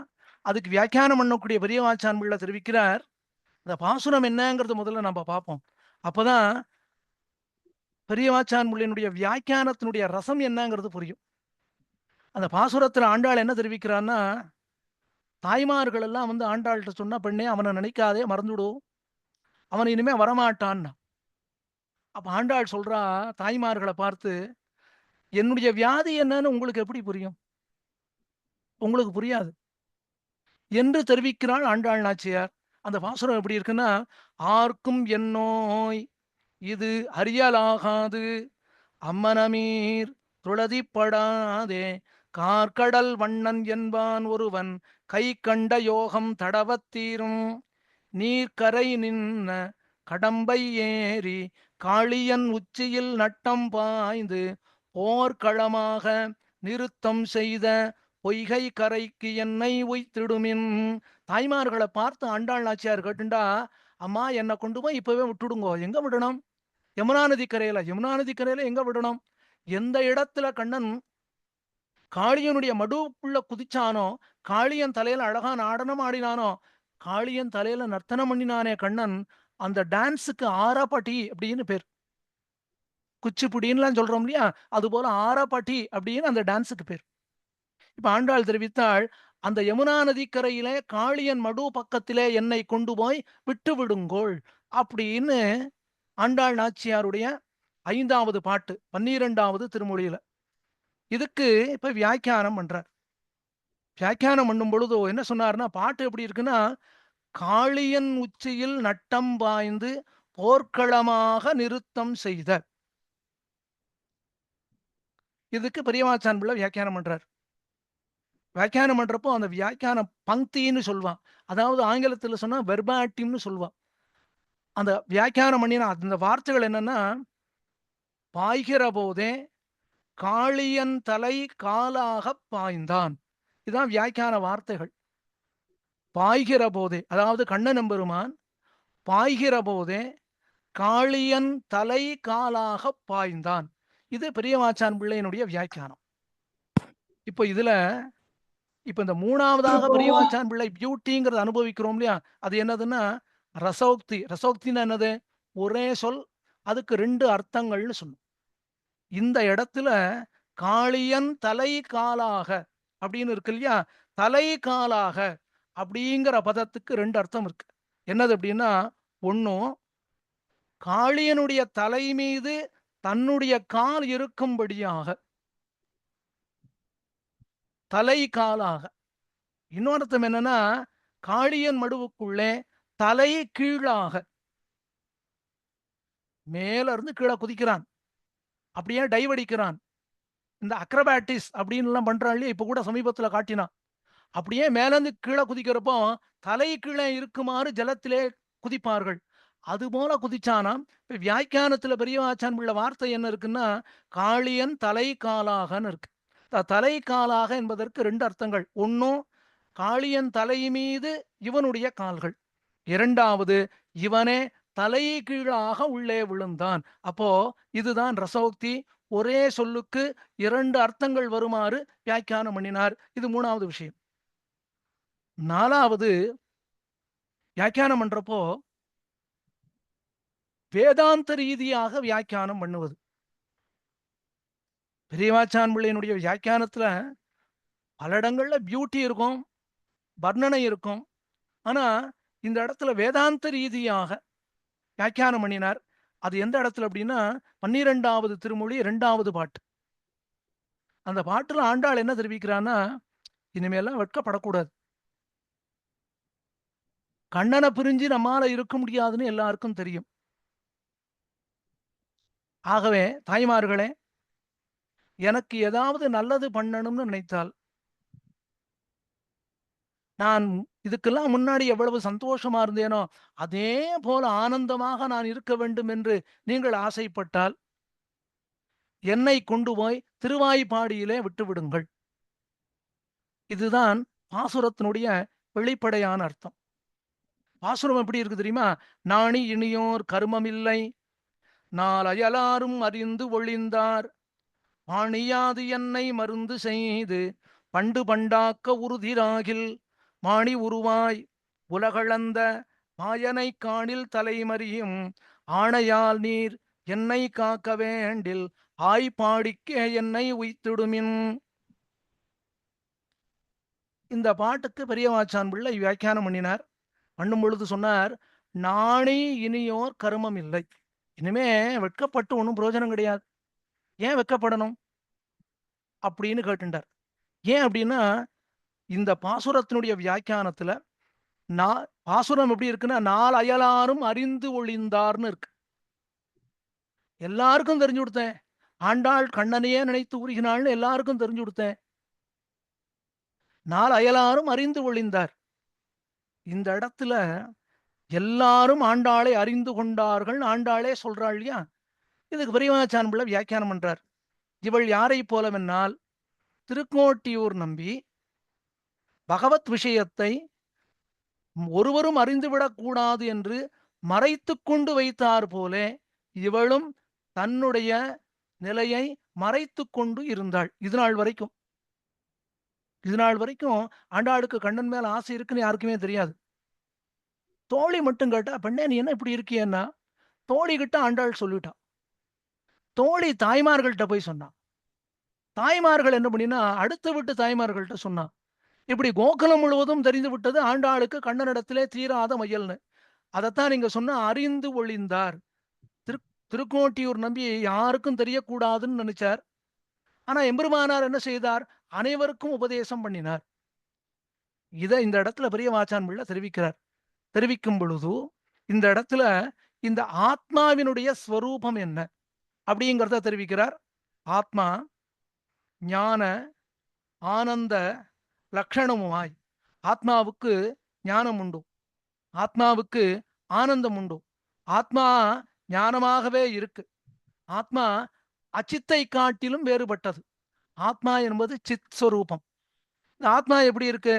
எப்பொழுதும் சுவாபாவிகமாகவே இயற்கையாகவே ஆனந்தத்தோடு இருப்பது, இயற்கையாகவே ஞானத்தோடு இருப்பது, இயற்கையாகவே அச்சேதனத்தை காட்டிலும் வேறுபட்டது என்று இந்த பாசுர வியாக்கியானத்திலே வேதாந்த ரீதியாக அர்த்தத்தை சொன்னார்.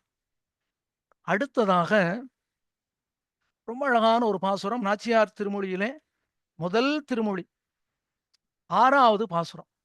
இதுக்கு வியாக்கியானம் பண்ணக்கூடிய பெரியவாச்சான் பிள்ளை இந்த லோகத்துல பேசுவாள் இல்லையா, அந்த வார்த்தையை கொண்டு வியாக்கியானம் பண்ணியிருக்கார். சரி, முதல் திருமொழி 6வது பாசுரம் எப்படி இருக்குன்னா, உருவுடையார் இளையார்கள் நல்லார் ஓத்துவல்லார்களை கொண்டு வைகல் தெருவிடை எதிர்கொண்டு பங்குனினாள் திருந்தவே நோர்க்கின்னேன் காமதேவா கருவுடை முகில் வண்ணன் காயாவண்ணன் கருவிளை போல் வண்ணன் கமல வண்ணத் திருவுடை முகத்தின் இரு கண்களால் திருந்தவே நோக்கு எனக்கு அருளு கண்டாய். இந்த பாசுரத்துக்கு வியாக்கியானம் பண்ணினார் பெரியவாச்சான் பிள்ளை. ஆண்டாள் நாச்சியார் மன்மதனை பார்த்து தெரிவிக்கிறான், அப்பா நீ வரணும்னு நன்னா படிச்சுவாளெல்லாம் கொண்டு உனக்கு ஸ்வாகதம் சொல்லணும்னு காத்துட்டு இருக்கேனே, உன்னை குறித்து நோன்பு நோக்கணும்னு காத்துட்டு இருக்கேனே, நீ என்ன பண்ணணும்னா உன்னுடைய திருக்கண்களாலே என் மீது கண்ணனுக்கு விசேஷமான காதல் உண்டாகுமாறு நீ பார்க்க வேண்டும், நோக்க வேண்டும். என் மீது கண்ணனுக்கு ஆறாத காதல் உண்டாகுமாறு கண்ணனை நீ பார்க்க வேண்டும் என்று ஆண்டாள் மன்மதனை பார்த்து கேட்கிறாள். இது முதல் திருமொழி 6ஆம் பாட்டு. இந்த இடத்துல இந்த பாட்டினுடைய கடைசி அடி, இரு கண்களால் திருந்தவே நோக்கு, உன்னுடைய 2 கண்களாலே நன்றாக பார்னு மன்மதனை பார்த்து சொன்னான். பெரியவாச்சான் பிள்ளை வியாக்கியானம் பண்றார். இதுக்கு என்ன வியாக்கியானம் பண்ணணும்? ஹே மன்மதனே, உனக்கு 2 கண்கள் உண்டு, 2 கண்களால என்ன நன்னா பார்க்கணும், நீ என்ன பார்க்க வேண்டாம், கண்ணன் என்ன பார்க்கிற மாதிரி நீ பண்ணிவிட்டா போதும் அப்படின்னு சொல்லியிருக்கலாம் இல்லையா.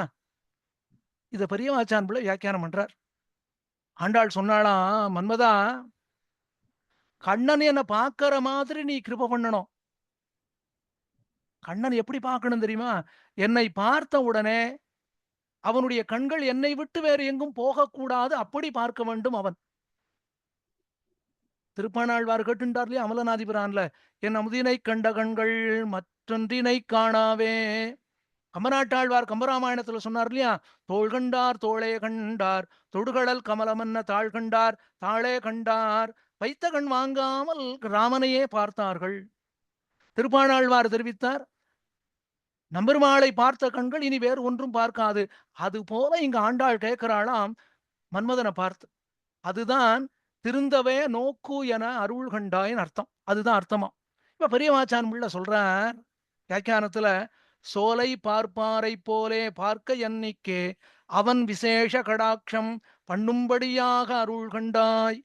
சோலை பார்ப்பாரை போலே பார்க்க எண்ணிக்கே அவன் விசேஷ கடாட்சம் பண்ணும்படி அருள்கிடாய். சோலை பார்ப்பாரை போலே, சோலைனா நந்தவனம் தோட்டம், எங்க புஷ்பங்கள் எல்லாம் நன்னா பூத்து குலுங்கி இருக்கும், நிறைய மரங்கள் எல்லாம் இருக்கும், மரங்கள்ல பழங்கள் எல்லாம் காத்து நன்னா நன்னா பழுத்து தொங்கின்னு இருக்கும். ஒருத்தன் பார்க்கறான் இந்த சோலைய. பார்த்த உடனே அவனை பார்த்து ஒருத்தன் கேட்டான், அங்க என்ன இருக்குன்னா, அங்க ஒரு பெரிய தோட்டம் இருக்கு, பக்கத்துல ஒரு பெரிய நந்தவனம் இருக்குன்னா. உடனே அவன் கேட்டான், அந்த தோட்டத்துல என்னென்ன மரங்கள் எல்லாம் இருக்குன்னா. ஐயோ, அதை நான் பார்க்காம போயிட்டேனே, என்னோ பெரிய தோட்டம் பார்க்க நன்னா இருந்ததுன்னு பார்த்தேன். ஏண்டா இப்படியாடா பார்ப்பேன், தோட்டம் இருந்தா அதுல மரம் இருக்கா, அதுல மாமரம் இருக்கா, அதுல மாம்பழம் இருக்கா, வேலைக்காரன் இருக்கானா, வேலைக்காரன் இல்லைன்னா நம்ம போய் பழத்தெல்லாம் எடுத்துக்கலாமே, இதெல்லாம் பார்க்க மாட்டியா, பார்த்தா நன்னா பார்க்க வேண்டாமா, உனக்கு பார்க்க கூட தெரியலையே அப்படின்னு சொல்றானே. அதே போல இங்க ஆண்டாள் சொன்னா, என்னை எப்படி கண்ணன் பார்க்கணும் தெரியுமா மன்மதா, என்னுடைய ஒவ்வொரு அவயவத்தையும் கண்ணன் தனித்தனியாக நோக்க வேண்டும், அப்படி நீ கண்ணனை விசேஷமாக கடாட்சிக்க வேண்டும் என்று ஆண்டாள் நாச்சியார் திருவுள்ளம் பத்தினாளாம் பெரியவாச்சான் பிள்ளை சொன்னார். சோலை பார்ப்பாரை போலே பார்க்க எண்ணிக்கே அவன் விசேஷ கடாட்சம் பண்ணும்படியாக, என் கைகளை பார்க்கணும், என் தோள்களை பார்க்கணும், என் திருமார்பை பார்க்கணும், என் முகத்தை பார்க்கணும், என் கண்களை பார்க்கணும், என் செவிகளை பார்க்கணும், பார்த்துவிட்டு கண்கள் இருந்த அழகா, அமுதமூறும் இந்த அதரங்கள் இருக்கும் அழகா, திருச்செவிகள் இருக்கும் அழகா, திரு தோள்கள் அழகா என்று கண்ணன் கொண்டாடும்படியாக, என் அழகை கொண்டாடும்படியாக அவனை மன்மதா நீ கடாட்சிக்க வேண்டும் என்று கேட்டாளாம். இது எதை போல இருக்குன்னா, பொதுவாகவே சொல்வா, டேய் பார்த்தா நன்னா காரியம் பண்ணுடா அப்படின்பா. ஒரு பிள்ளையாண்டான பார்த்து ஒருத்தர் சொன்னார், டே போய் காட்டுல போய் என்னென்ன மரம் இருக்குன்னு பார்த்துட்டு வான்னார். மரங்கள் எல்லாம் வெட்டிண்டு வாடான்னார். பிள்ளையாண்டா இங்கேருந்து போனா மரத்தெல்லாம் வெட்டினா அங்கேயே வச்சு விட்டு வந்துட்டான். நேரம் ஆத்துக்கு வந்தா, வந்த உடனே பெரியவரை கேட்டார், என்னடா பண்ணினேன்னார். நீ மரத்தை வெட்டணும்னா வெட்டி அங்கேயே வச்சு விட்டு வந்து விட்டேன்னா. ஏண்டா மரத்தை வெட்டி அங்கேயாடா வைக்க சொன்னேன், மரத்தை வெட்டி கட்டி கொண்டு வர வேண்டாமாடான்னார். அடுத்த ஒரு பிள்ளையை அனுப்பிச்சார், அவன் இங்கிருந்து போனா மரத்தை நன்னா வெட்டினா கிளகளையா கட்டினா ஆத்துக்கு கொண்டு வந்தான். அதுபோல மன்மதா, கண்ணன் என்னுடைய ஒவ்வொரு அவயவத்தையும் பார்க்க வேண்டும், அதன் அழகிலே அவன் ஈடுபட வேண்டும், அந்த அழகிலே ஈடுபட்டு அவனுடைய கண்கள் என்னை தவிர வேறு யாரையும் பார்க்காதபடியாக நீ பண்ண வேண்டும். அதைத்தான் இங்க கேட்டாலாம், இரு கண்களால் திருந்தவே நோக்கன கருளு கண்டாய். அடுத்ததாக வியாக்கியானம் பண்ணக்கூடிய காலத்துல ராமாயண ஸ்லோகத்தை எடுத்துண்டு ஆண்டாள் நாச்சியார் பாசுரத்துக்கும் வியாக்கியானம், அந்த ராமாயண ஸ்லோகத்துக்கும் வியாக்கியானம். ஏற்கனவே பெரியவாச்சான் பிள்ளை தனி ஸ்லோகி வியாக்கியானம்னு பண்ணியிருக்கார். அது போராது என்று இந்த இடத்துல ரொம்ப அழகாக ராமாயண ஸ்லோகத்துக்கு வியாக்கியானம் பண்றார். அது எந்த இடத்துலன்னா, நாச்சியார் திருமொழி 10ஆம் திருமொழி 7வது பாட்டு. பாட்டு எப்படி இருக்குன்னா, நடமாடி தோகை விரிக்கின்ற மாமயில்காள் உம்மை நடமாட்டம் காண பாவியேன் நானோர் முதலிலேன் புடமாடு கூத்தன் கோவிந்தன் கோமிரை செய்து எம்மை உடைமாடு கொண்டான் இனி ஒன்று உங்களுக்கு போதுமே. உடமாடு கூத்தன் கோவிந்தன் கோமிரை செய்து எம்மை உடமாடு கொண்டான் இனி ஒன்று உங்களுக்கு போதுமே. இதுதான் பாசுரம். ஆண்டாள் மயில்களை பார்த்து சொல்றான், ஐயோ மயிலே, நீங்க ரொம்ப நன்னா ஆடுறே, ஆனா நீங்க இவ்வளவு நன்னா ஆடுறே, நான் என்ன பாவம் பண்ணியிருக்கேன், உங்களையும் எனக்கு பார்க்க முடியல, நீங்க ஆடுறே அதையும் எனக்கு ரசிக்க தெரியலையே. உடனே மயில் கேட்டதா, என்ன ஆச்சுன்னா, எனக்கு கண்ணு தெரியலையேன்னு ஆண்டாள். ஏன் கண்ணு தெரியலையா உனக்கு? என்ன ஆச்சு?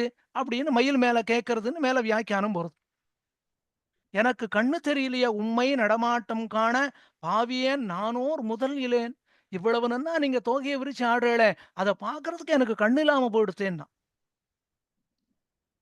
இப்ப ஆண்டாள் தனக்கு கண்ணு இல்லை என்று தெரிவித்தாள். இத பெரியவாச்சான் பிள்ளை வியாக்கியானம் பண்றார். இதுக்கு ஏத்ததாக ராமாயணத்திலிருந்து ஒரு ஸ்லோகம், ரொம்ப அழகான ஸ்லோகம். பெருமாள் காட்டுக்கு கிளம்பி போயிட்டான். பெருமாள் காட்டுக்கு கிளம்பி போன உத்தர க்ஷணம் தசரதன் சொன்னான், "இனி கைகேயினுடைய அந்தப்புரத்துல நான் இருக்க மாட்டேன். கௌசல்ய அந்தப்புரத்துக்கு போயிடுறேன்னு" போயிட்டான். கௌசல்ய அந்தப்புரத்துல 6 நாள் இருக்கான். தசரதன் உயிரோட இருக்கான். பெருமாள் ராமச்சந்திரமூர்த்தி காட்டுக்கு போன 7வது நாள் சுமந்திரன் திரும்பி வரான். 7வது நாள் தசரதன் உயிரை விடுறான். அதற்கு முதல் நாள் கௌசல்யை ரொம்ப வருத்தத்தோட தசரதனை திட்டிட்டா. "இது மாதிரி நீர் பண்ணலாமா? உமக்கு 4 பிள்ளைகள். அதுல ஒரு பிள்ளை காணும்னே இப்படி துடிக்கிறீரே. எனக்கு ஒரே பிள்ளை தானே. அவனை நீர் காட்டுக்கு அனுப்பிச்சுட்டீரே. என்னிடத்துல ஒரு வார்த்தை கேட்டீரா?" என்று கௌசல்யை மிகவும் வருத்தப்பட்டாள்.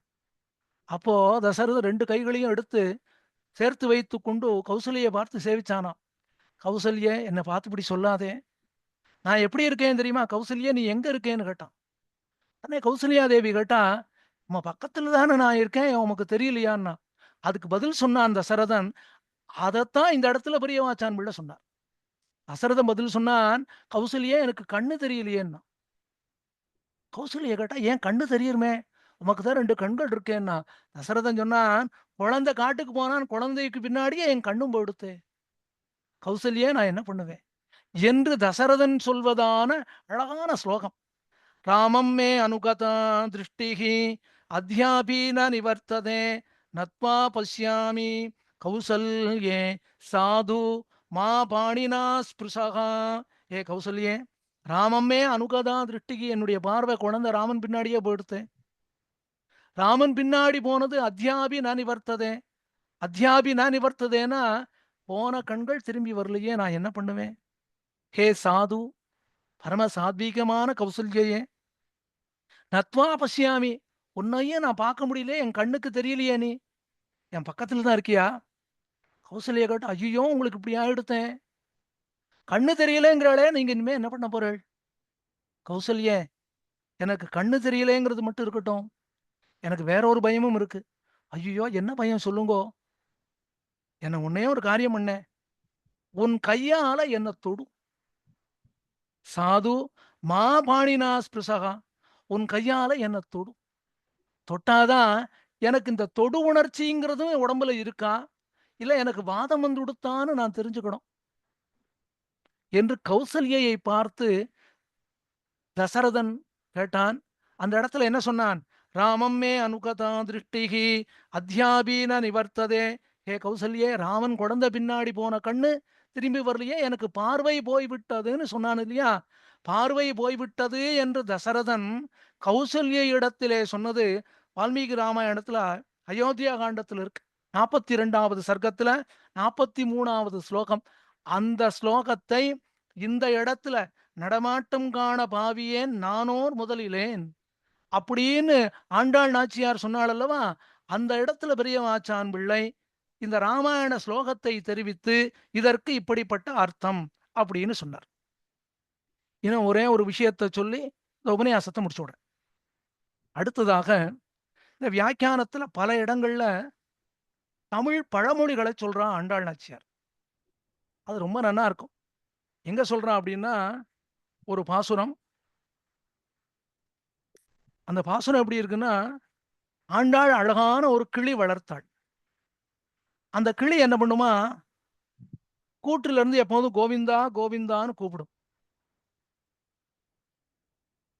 ஆண்டாளுக்கு கோபம் வந்ததுன்னா அதுக்கு ஆகாரம் கொடுக்க மாட்டான். ஆகாரம் கொடுக்காம கட்டப்படுத்தினா இந்த கிளி என்ன பண்ணுமா, உலகளந்தான் திருவிக்கிரமன் அப்படின்னு சொல்லுமா. இப்ப ஆண்டாள் சொன்னா, இப்படிலாம் நான் கட்டப்படுறேனே, இந்த கிளி கோவிந்தான்னு சொன்னாலும் சரி, திருவிக்கிரமான்னு சொன்னாலும் சரி, என் மனசு நைந்து போடுறதே, கண்ணனையே நினைச்சுட்டு இருக்கே. நீங்க உடனே என்னை இங்கிருந்து கொண்டு போய் அவன் இருக்கக்கூடிய துவாரகையில கொண்டு போய் என்ன விட்டுருங்கோ அப்படின்னு ஆண்டாள் சொல்றா. 12வது திருமொழியில 9வது பாட்டு.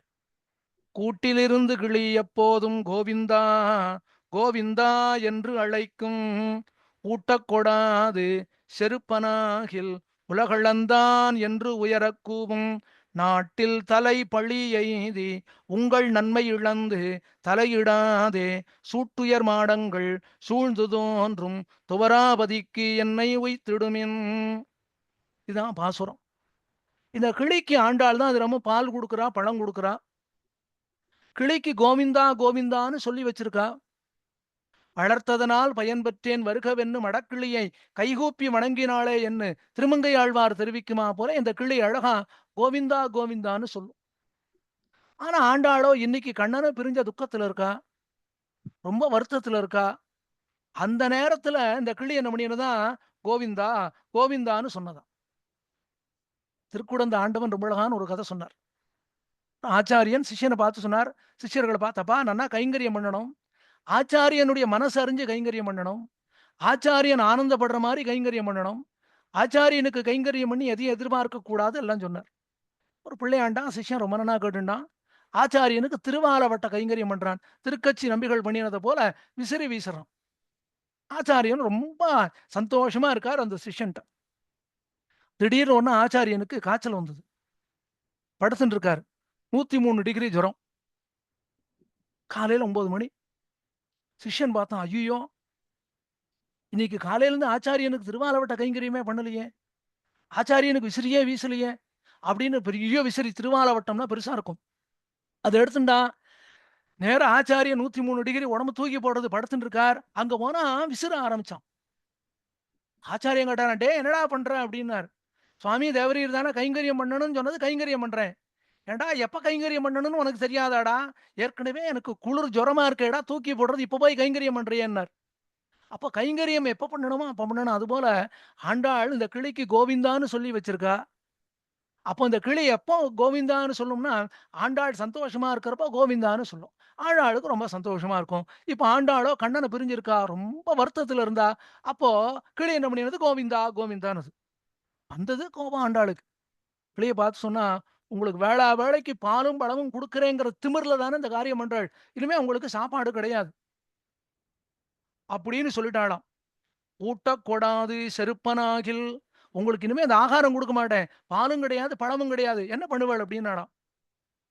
அப்ப ஆண்டாள் நாச்சியாருடைய திருவுள்ளம் என்ன? இதுக்கு ஆகாரம் குடுக்கலைன்னா, இதெல்லாம் இப்படி பாடாது. ஆகாரம் குடுக்கலைன்னா, இந்த கிளிகளுக்கு சப்தம் உடம்புல சக்தி இருக்காது. அப்படின்னு தான அர்த்தம்.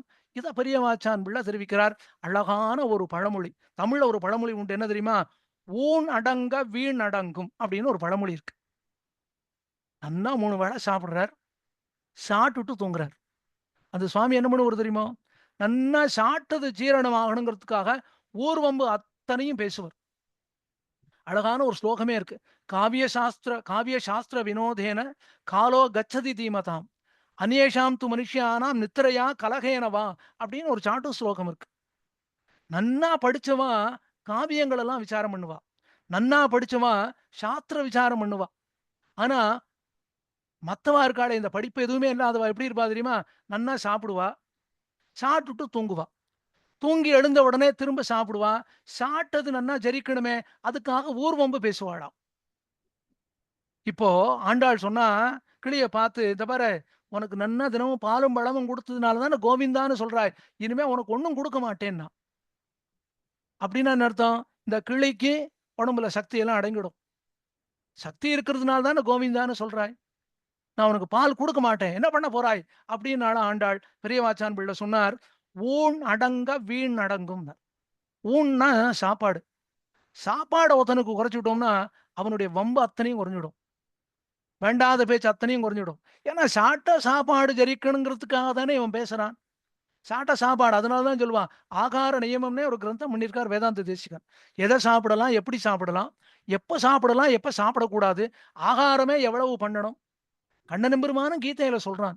அதத்தான் பெரியவாச்சான் பிள்ளை இங்க தெரிவிக்கிறார். ஊனடங்க வீணடங்கும்னா. ஊன்னா சாப்பாடு, ஆகாரம். கிளிய பார்த்து ஆண்டாள் சொன்னாளாம், "அந்த பாரு, இனிமே உனக்கு ஒண்ணும் கிடையாது. நன்னா உன்ன பட்டினி போடப் போறேன். ஊட்டக் கொடாது செருப்பனாகில்." உனக்கு சாப்பாடு இல்லைன்னா நீ என்ன பண்ணுவ தெரியுமா? ஐயோ ஆண்டாளே பசிக்கிறதே, பால குடு, பழத்த குடுன்னு கேட்ப. என்ன நீ வந்து கெஞ்சணும். நானே கட்டப்பட்டுன்னு இருக்கேன். கோவிந்தா, கோவிந்தான்னு சொல்லி எனக்கு இன்னும் கட்டம் குடுக்குறியா? உனக்கு இனிமே ஒண்ணும் கிடையாது போ. அப்படின்னு ஆண்டாள் கிளிய பார்த்து சொன்னாளாம். அதை தெரிவிக்கும் பொழுது பெரியவாச்சான் பிள்ளை சொன்னார், ஊனடங்க வீணடங்கும். அப்படின்னு சொன்னோம்னா, இப்படியே அடியேன் சொல்லிட்டே போனேன்னா என்ன ஆகும் தெரியுமா? அடியேன் ஊன் அடங்கறதுக்கு நம்ம டி.கே. பாரசாரி சுவாமி ஏதாவது பண்ணணும்னு தீர்மானம் பண்ணிடுவார். மணி சரியா 7:18 6:15க்கு ஆரம்பிச்சோம். 1 மணி நேரம் உபன்யாசம். இவர் மாட்டு பேசிட்டு இருக்காரு. கோஆர்டினேட்டர்ட்ட சொல்வார், "சுவாமி மைக் ஆஃப் பண்ணிவிடு. இவர் மாட்டு என்னத்தையோ பேசிட்டு இருக்கட்டும். நாம எல்லாரும் கிளம்பி போடுவோம்னு எல்லாருக்கும் மியூட் பண்ணி விடுவார். ஊன் அடங்கினா தான் இவருக்கு வீண் பேச்சு அடங்கும்பார்." இப்படி பெரியவாச்சான் பிள்ளை வியாக்கியானத்துல இது மாதிரியான ரசமான விஷயங்கள் நெறைய உண்டு. அனுபவிச்சோம்னா, நாளெல்லாம் அனுபவிச்சுட்டு இருக்கலாம். ஒரு பக்கம் வேதாந்தம் இருக்கும். ஒரு பக்கம் ரொம்ப அழகான ஒரு காவிய வர்ணனை இருக்கும். ஒரு பக்கத்துல இந்த பாசுரத்தினுடைய அர்த்தம் என்னங்கிறத சுருக்கமா சொல்வார். சரி இதுக்கு மேல இன்னொரு விஷயம் இருக்கு. அது மட்டும் என்னங்கிறத கோடி காட்டி விடுறேன். ஏன்னா அவகாசம் இல்ல. சங்கீதம் பாடுறா இல்லையா? மியூசிக் சீசன்லாம் சங்கீதம் பாடுறவாள பார்த்தீங்கன்னா, கச்சேரிக்கு முன்னாடி என்ன பண்ணுவா தெரியுமா? வாய்ஸ் ரெஸ்ட்ன்னு ஒண்ணு குடுப்பா. பேசாமயே இருப்பா. நாம ஆத்துலயே பேசாம இருந்தா பல பிரச்சனை இருக்காது. பேசுறதுனால தான் பிரச்சனையே வருது. நம்ம பெர்மனன்ட்டாவே வாய்ஸ் ரெஸ்ட்ல இருந்துட்டோம்னா, ஆத்துல எதுக்குமே என்ன வேணும்? நீ என்ன சொன்னாலும் கேட்கிறேன்னா பிரச்சனையே இருக்காது. இந்த சங்கீதம் பாடுறவா வாய்ஸ் ரெஸ்ட் அப்படின்னு ஒண்ணு குடுப்பா. பெரியவாச்சான் பிள்ளை நாச்சியார் திருமொழி வியாக்கியானத்துல சொல்றார். அத மட்டும் சொல்லி இந்த உபன்யாசத்த முடிச்சு விடுறேன். அதாவது சங்கீதம் பாடுபவர்கள் என்ன செய்வார்கள்? அப்படிங்கிறத பெரியவாச்சான் பிள்ளை வியாக்கியானத்துல சொல்லியிருக்கார். அத அவசியம் நீங்க எல்லாரும் தெரிந்து கொள்ள வேணும் என்றதான ஆசையில சொல்றேன். அந்த பாட்டு என்ன அப்படின்னா, இதே பாட்டு தான். "கூட்டிலிருந்து கிளி எப்பொழுதும் கோவிந்தா, கோவிந்தா என்று அழைக்கும்." இந்த பாசுர வியாக்கியானத்துல பெரியவாச்சான் பிள்ளை சொன்னார், அத்தியன உற்சவம் நடக்கிறது இல்லையா? பகல் 10, ரா 10. அப்ப ஆழ்வார் பாசுரங்கள் எல்லாம் விண்ணப்பம் பண்றா இல்லையா? பாடிண்டே இருந்தான்னா தொண்டை கட்டிடுமாம் அவளுக்கு. இப்பல்லாம் எவ்வளவோ மாத்திரைகள் எல்லாம் இருக்கு. தொண்டை கட்டுறதுன்னா, நம்ம அதுக்கு இன்ஜெக்ஷன் போட்டுக்கிறோம். த்ரோட் நன்னா இருக்கு. அந்த காலத்துல என்ன பண்ணுவாளாம், அத்தியன உற்சவத்தப்போ அரையர்கள் பாடணும்னா என்ன பண்ணுவான்னா, கழுத்துக்கு கழுத்துல எண்ணெய் தேய்ச்சுப்பாளாம். கழுத்துல எண்ணெய தேய்ச்சுண்டான்னா, நன்னா வாய் விட்டு பாடலாம். வாய் விட்டு பாடினா, குரல் நன்னா பொடுசா சன்னமா இருக்குமாம். கேட்கிறவாளுக்கு ரொம்ப சந்தோஷமா இருக்குமாம். இத வியாக்கியானத்துல சொல்றார். விண்ணப்பம் செய்வார்கள்.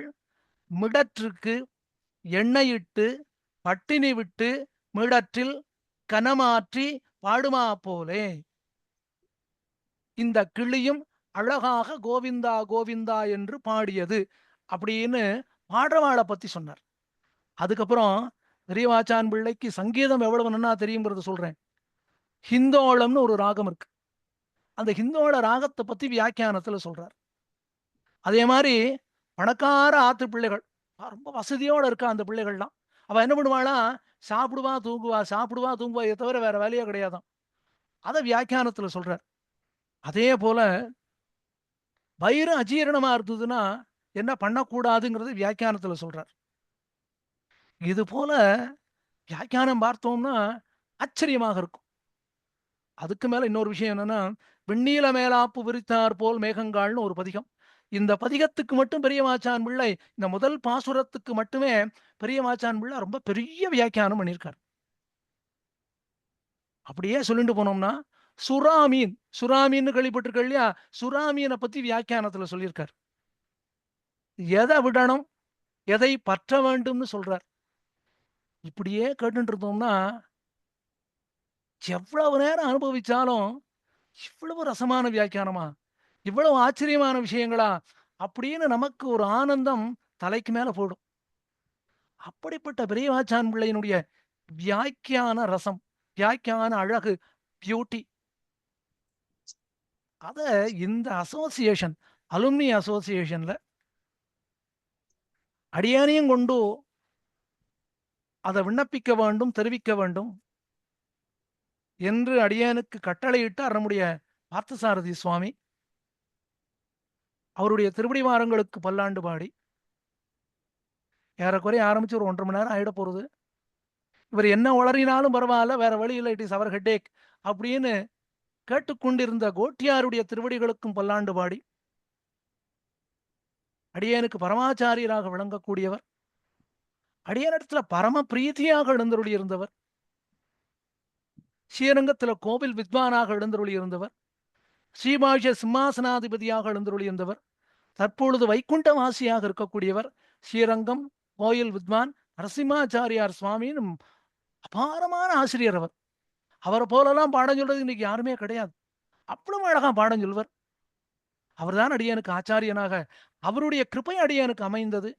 அந்த அடியனுடைய பரமாச்சாரியனுடைய திருவடிகளிலே அடியனுடைய பிரணாமங்களை தெரிவித்துக் கொண்டு, அடியோமோடும் நின்னோடும் பிரிவின்னி 1000 பல்லாண்டு என்று தெரிவித்துக் கொண்டு அடியனுடைய வார்த்தைகளை தோட முடிக்கிறேன். ஸ்ரீமத்யை விட்டு சித்தாரிய மனோநந்தன கேதவே நந்தநந்தன சுந்தரியை கோதாயை நித்யமங்களம் ஸ்ரீமதே ரம்யஜாமாத்ரு முனீந்திராய மகாத்மனே ஸ்ரீரங்கவாசினே பூயாத் Nithyasri நித்யமங்களம்.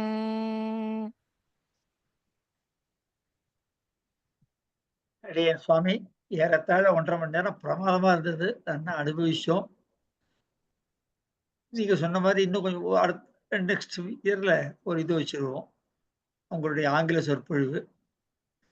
Now I request Madam Devaki Kannabiran to propose the vote of thanks.